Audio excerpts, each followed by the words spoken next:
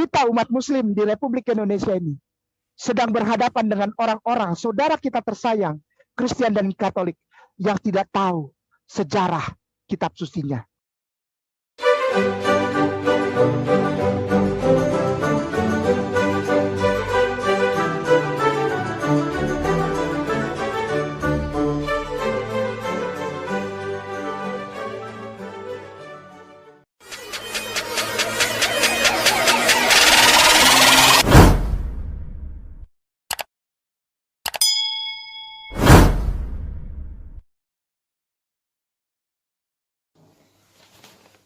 Selamat malam saudara-saudaraku dimanapun Anda berada.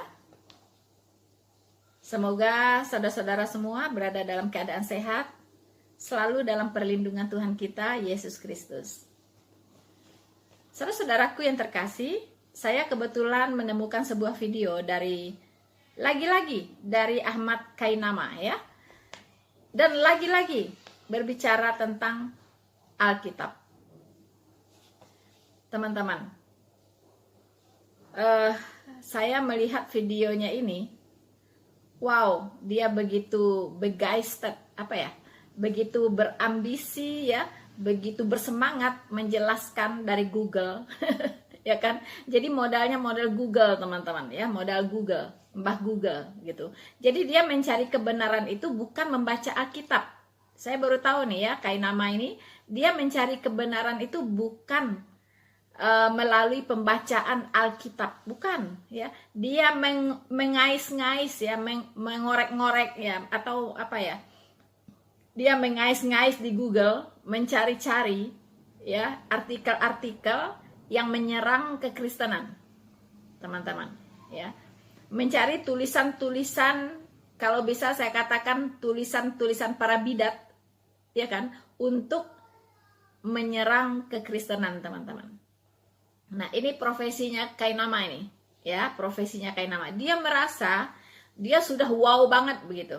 Dia membicarakan apa yang tidak dibicarakan orang, begitulah, ya. Jadi dia sudah merasa maestro, ya, sebagai kristolog, katanya begitu, teman-teman.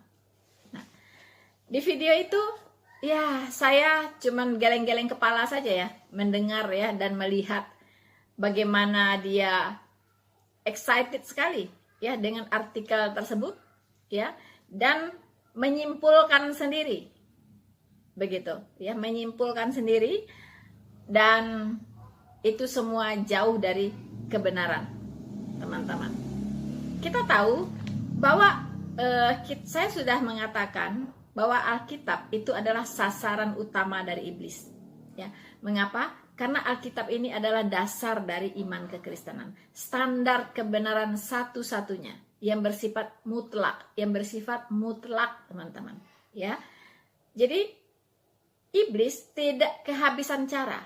Dari mulai Alkitab itu dikanonkan, serangan-serangan dari iblis tidak pernah berhenti. Dia memakai banyak cara dan memakai banyak pihak untuk menyerang kekristenan, untuk mendiskreditkan kekristenan, teman-teman ya. Jadi tujuannya adalah untuk meruntuhkan dasar-dasar iman kekristenan ya. Jadi tujuannya adalah untuk menghancurkan, untuk meruntuhkan fondasi dasar dari iman kekristenan, yaitu Alkitab. Saudara-saudaraku yang terkasih di dalam Tuhan, setelah saya menyimak videonya Kainama, ada beberapa hal yang saya garis bawahi, teman-teman, dan harus saya counter ya, supaya tidak menyesatkan teman-teman. Jadi ada beberapa hal di artikel yang dibaca oleh Ahmad Kainama ini, dan dia hanya percaya kepada apa yang dia baca begitu. Ya. Karena dia tidak tahu sejarah Alkitab, buta sama sekali dengan sejarah Alkitab, jadi menganggap apa yang dia baca itu adalah benar ya. Jadi apa yang tertulis, yang dipaparkan di artikel tersebut itu adalah kebenaran begitu ya. Jadi maaf Ustadz Kainama ya, kalau bisa Anda belajar lebih banyak lagi ya tentang bibliologi atau pengetahuan tentang Alkitab ya, bibliologi, teman-teman. Harmoni Injil awal yang paling menonjol dan diciptakan oleh Tatian. Kan kita bingung ini. Para pemirsa, screenshot. Kitab Matius, Markus, Lukas, Yohanes itu adalah harmoni Injil awal yang paling menonjol dan diciptakan di blok Ustaz. Diciptakan oleh Tatian. Kenapa kok? Ini kan Matius ya. Bingung kita jadinya ya. Kenapa kok namanya beda? Seorang apologis dan pertapa Kristen awal Asyur dari Syria. Asyur, Syria. Yang bikin orang Syria. Kesimpulan yang paling serampangan yang dibuat oleh Kainama ini, teman-teman, dia mengatakan bahwa 4 Injil sinoptik, yaitu Matius, Markus, Lukas, Yohanes, ditulis oleh seseorang yang bernama Tatian, ya, atau disebut juga dengan Tatianus, ya, Tatian the Assyrian, ya. Memang Tatian ini orang Syria, teman-teman, orang Syria, ya. Nah, Tatianus ini terkenal dengan tulisannya yang disebut dengan Diatesaron, teman-teman, atau disebut juga dengan Injil Harmoni. Apa maksudnya Injil Harmoni? Ya. Nanti saya jelaskan, teman-teman. Tapi menurut Kainama, ya, Tatian inilah penulis dari 4 Injil ini. Begitu, ya. Jadi Tatian ini penulis Injil Matius, Markus, Lukas, Yohanes, ya kan? Nah, Tatian ini katanya yang menulis Injil itu. Nah, ini kan ngaco, teman-teman, ya. Padahal Diatesaron itu adalah Injil Harmoni, di mana Tatianus ini mencoba untuk membuat kumpulan Injil, ya, kumpulan dari 4 Injil ini dikumpulkan, ya, menjadi satu cerita yang bersambung, teman-teman, ya. Jadi dia membuat semacam karya sastra, ya, karya sastra dari 4 Injil ini. Bukan berarti dia menulis Injil ini, bukan, ya. Sebagaimana kita tahu bahwa 4 Injil ini ditulis oleh Injil Yohanes, ya, ditulis Yohanes, ya. Injil Markus ditulis Markus, Injil Lukas ditulis oleh Lukas, Matius ditulis oleh Matius, gitu kan. Nah, tetapi Kainama ini salah menyimpulkan, ya.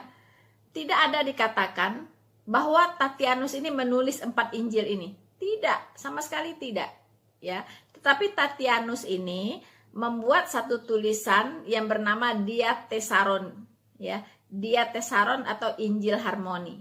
Nah, seperti saya katakan tadi, dia mencoba membuat kumpulan dari 4 Injil ini menjadi satu cerita yang bersambung, begitu, ya. Jadi sejenis karya sastra. Nah, ini yang tidak dipahami oleh Kainama. Nah, siapa sih Tatianus ini? Ya, siapa dia Tatianus ini? Ini sebenarnya domain dari Katolik, ya, teman-teman, ya, karena ini adalah bapak-bapak gereja orang-orang Katolik, begitu, ya. Nah, Tatianus ini atau Tatian ini, teman-teman, ini adalah teolog awal, ya. Nah, dia hidup di abad kedua, ya. Dia hidup di abad kedua, ya. Lahir di Asyur, dia itu di tahun 120 Masehi, kemudian meninggal, ya, di Syria itu tahun 180 Masehi. Jadi usianya hanya 60 tahun saja, teman-teman. Hanya 60 tahun saja. Apakah Tatianus ini bidat? Saya katakan bidat, teman-teman. Mengapa? Karena dari ajarannya itu terlihat begitu. Pertama, anti perkawinan. Ya, Tatian ini menganggap bahwa biang keladi dari perkawinan itu adalah iblis.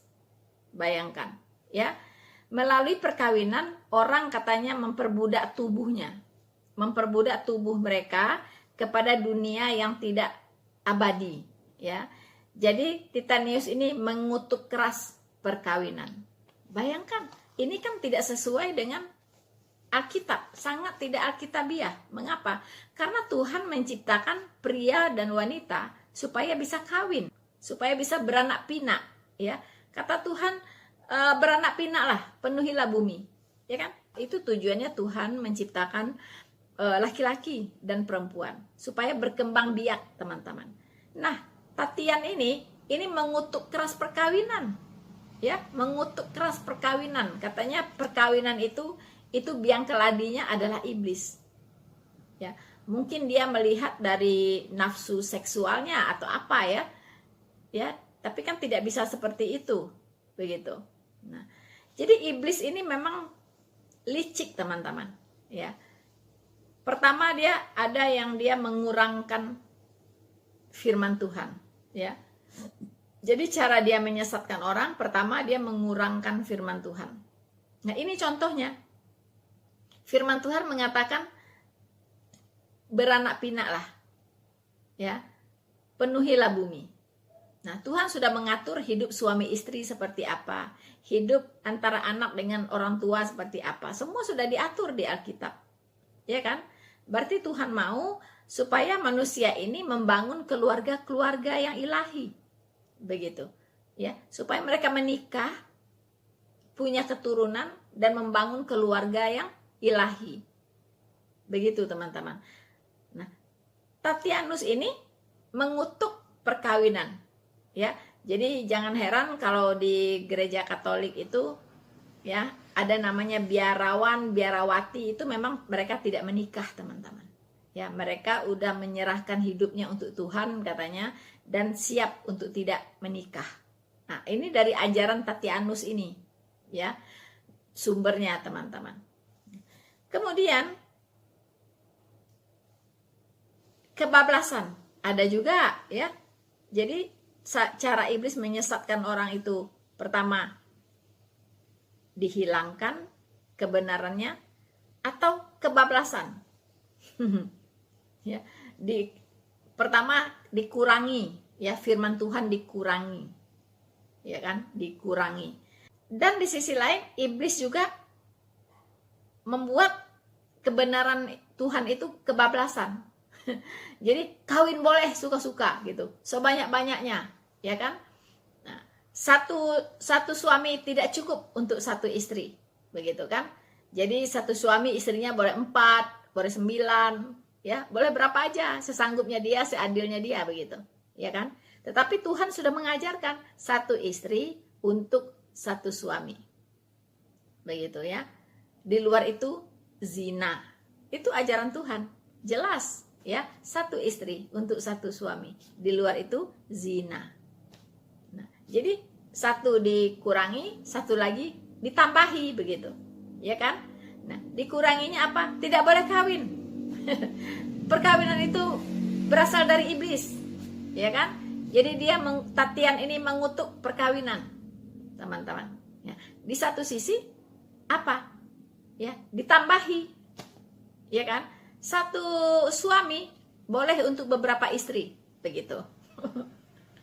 Sementara ajaran Tuhan adalah satu suami untuk satu istri, final.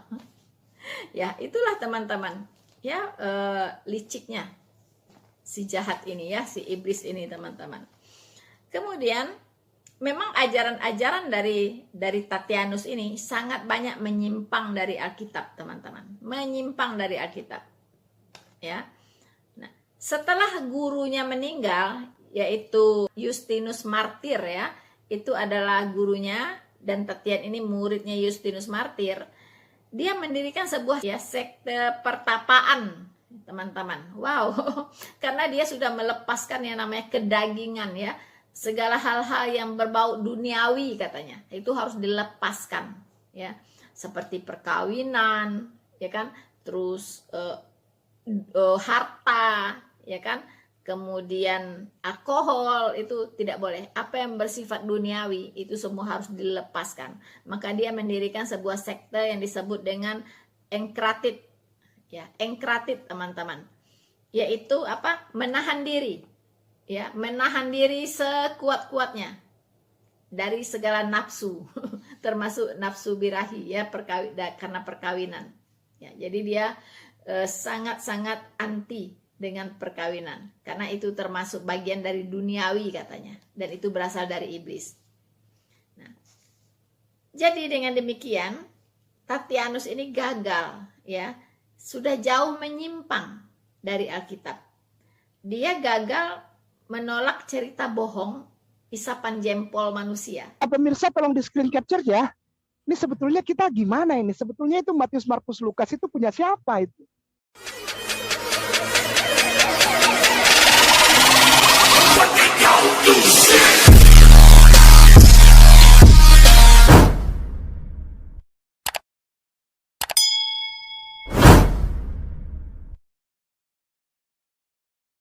Saudara-saudaraku yang terkasih di dalam Tuhan, dengan penuh antusias ya.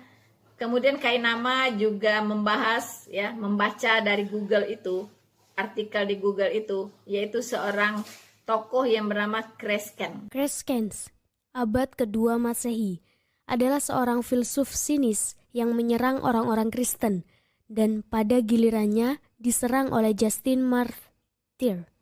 Eusebius menulis 150 tahun kemudian menuduhnya menyebabkan kematian Justin. Oke, Justin di sini kita lihat lagi, diklik. Siapa yang dibunuh sama Crescens ini? Ya, siapa Crescens ini?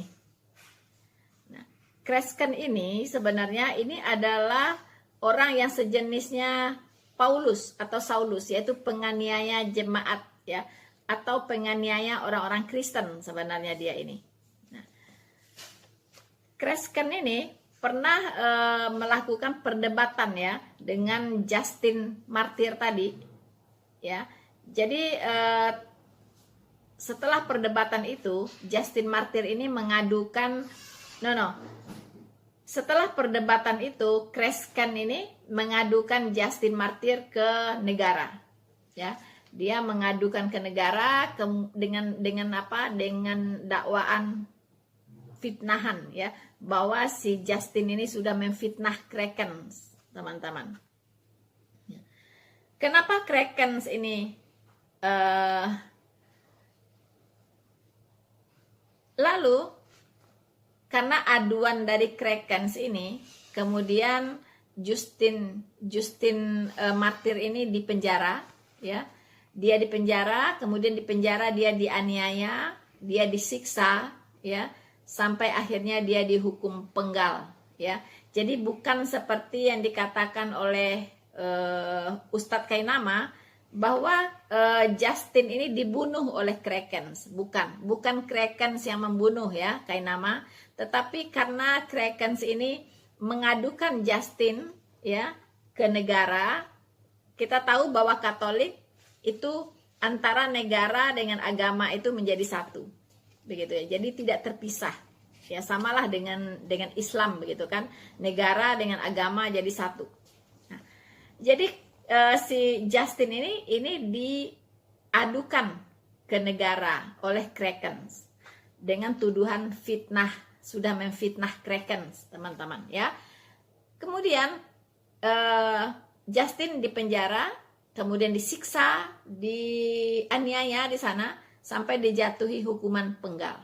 Ya, jadi maaf Kainama salah paham ya, salah paham bahwa Crescens itu yang membunuh Justin, bukan.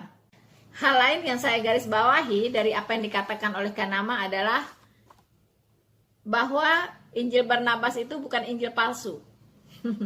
Kenapa? Karena Barnabas ini termasuk dalam rombongan ya, satu pelayanan dengan Rasul Paulus begitu ya. Jadi katanya karena ada nama Barnabas di situ, Injil Barnabas itu bukan Injil palsu katanya. Ini terlalu naif ya, terlalu naif Kainama ini ya. Kalaupun Barnabas juga melakukan pelayanan ya kan, dan memang tidak tercatat Barnabas ini menuliskan Injil. Bahkan tidak sepotong pun tulisan Barnabas dicatat di Alkitab. Tidak ada. Begitu. Ya. Jadi jangan hanya karena namanya disebut di Alkitab kemudian Anda katakan bahwa Injil Barnabas itu bukan palsu. Naif sekali Kainama ya. Aduh, bagaimana itu Kainama? Ini memang translasi. Ada seorang Bapak Doktor yang bilang, Bapak Doktor teologi yang masih aktif sampai sekarang.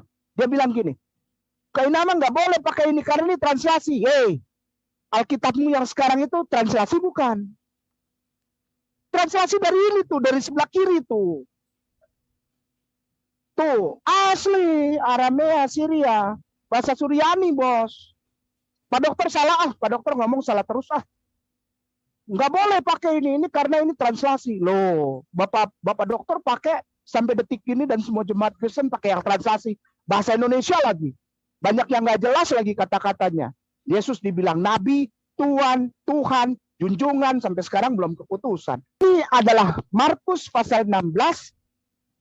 Sekali lagi ini adalah kitab Markus pasal 16. Ayatnya sampai 8. Ya, udah ya. Ustadz Dani minta tolong ketik Markus pasal 16. Ini jangan ditutup. Markus pasal 16.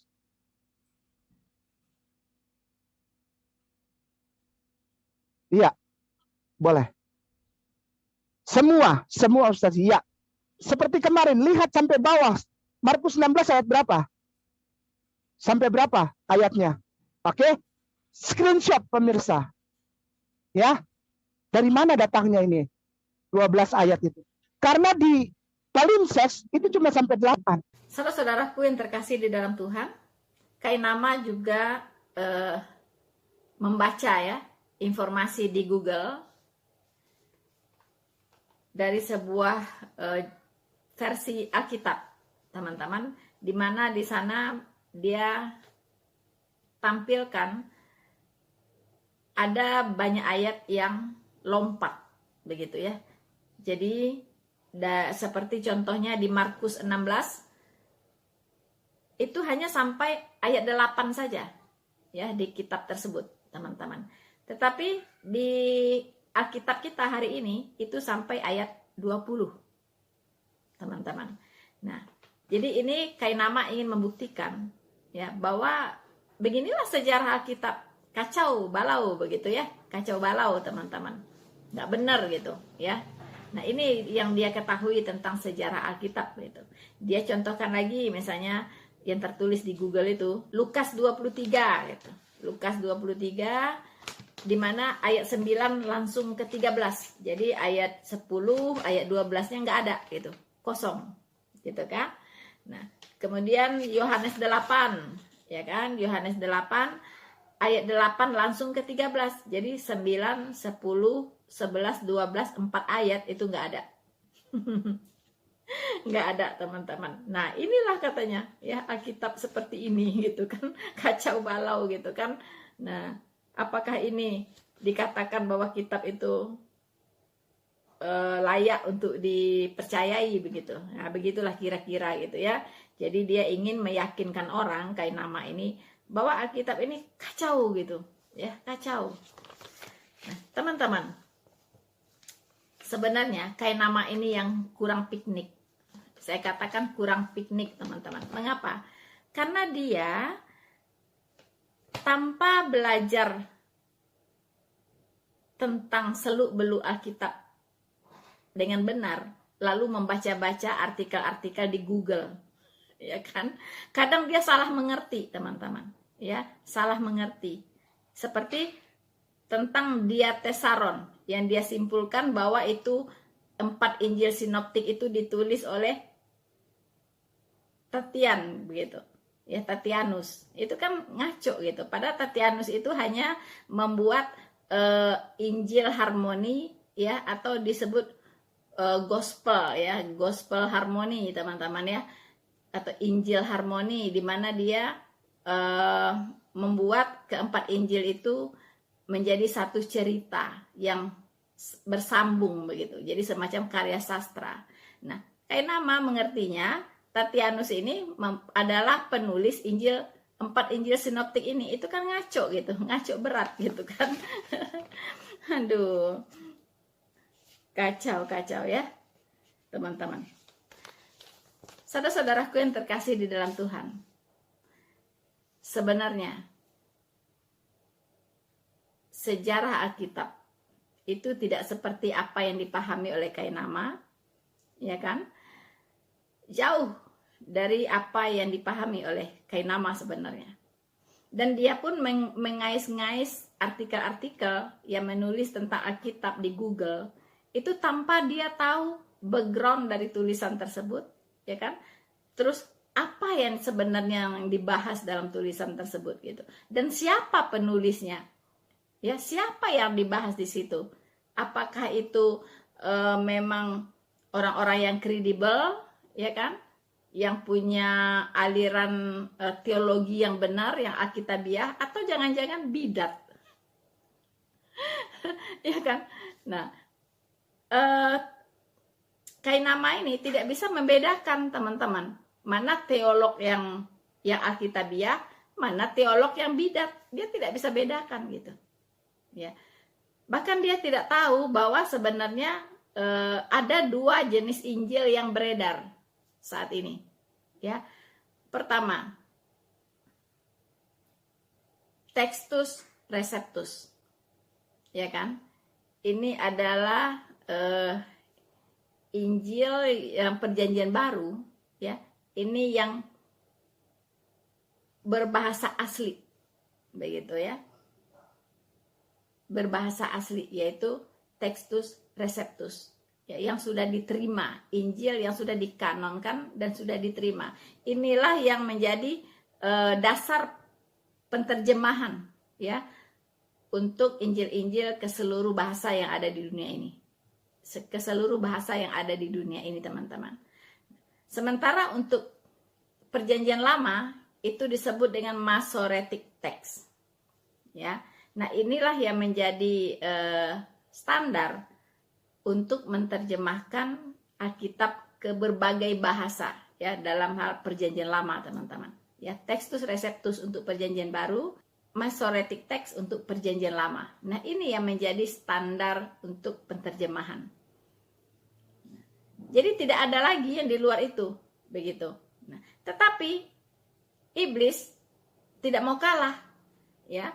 Dia menyebarkan satu Injil yang berbeda, yaitu disebut dengan critical text. Jadi penterjemahan yang dilakukan oleh kelompok-kelompok liberal, teman-teman. Ya. Nah, di dalam critical text inilah banyak ayat-ayat yang dihilangkan. Ya. Di dalam Textus Receptus ada, di dalam critical text tidak ada. Dihilangkan, teman-teman. Seperti contoh tadi yang disebutkan oleh Kainama ini. Ya. Untuk lebih jelas, teman-teman, kali ini saya ingin menampilkan sekolah tinggi teologi dan juga sangat mendalami tentang sejarah Alkitab, ya kan?